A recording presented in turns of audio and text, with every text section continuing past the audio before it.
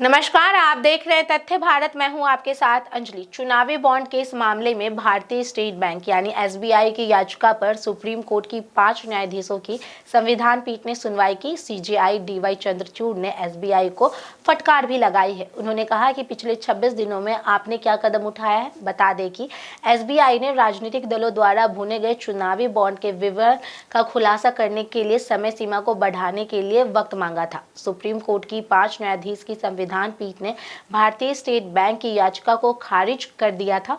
Supreme court ने SBI से 12 मार्च तक चुनाव आयोग को चुनावी बॉन्ड की जानकारी देने को कहा। भारतीय स्टेट बैंक की याचिका पर सुनवाई करते हुए सीजेआई डीवाई चंद्रचूड़ ने उन्हें फटकार लगाई है। उन्होंने कहा कि 26 दिन में आपने क्या किया है, यह बेहद गंभीर मामला है। उन्होंने कहा कि एसबीआई को सिर्फ सीलबंद कवर खोलना है, विवरण एकत्रित करना है और चुनावी आयोग को जानकारी देनी है। पिछले 26 दिनों में आपने क्या कदम उठाई है। सीजेआई चंद्रचूड़ ने पूछा कि 15 फरवरी से 11 मार्च तक आपने क्या किया, आपका आवेदन उस पर चुप क्यों है। चुनावी बॉन्ड पर सुप्रीम कोर्ट ने एसबीआई से कहा कि हमने आपसे आपके फैसले के अनुसार स्पष्ट खुलासा करने को कहा था।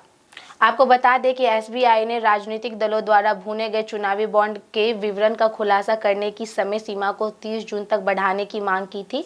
चुनावी बॉन्ड पर एसई ने एसबीआई को झटका दिया है, 1 दिन का समय दिया है चुनावी बॉन्ड का डाटा देने को। याचिकाकर्ता जया ठाकुर ने बताया कि सुप्रीम कोर्ट ने मामले को गंभीरता से लिया और समझा भी है। एसबीआई को सभी दस्तावेज जमा करने के लिए कड़ा निर्देश भी दिया है। यह बहुत अच्छा फैसला है, मैं इसका स्वागत करती हूँ। सुप्रीम कोर्ट ने इस मुद्दे की गंभीरता को समझा और कड़े निर्देशों में बैंक के लिए आदेश दिया है कि आप कल तक सारे डॉक्यूमेंट सबमिट करें और मुझे लगता है कि ये बहुत अच्छा निर्णय है। मैं वेलकम करती हूँ इसका। सुप्रीम कोर्ट ने कुछ खास टिप्पणियां की एसबीआई को लेकर, उसके बारे में क्या कहना है?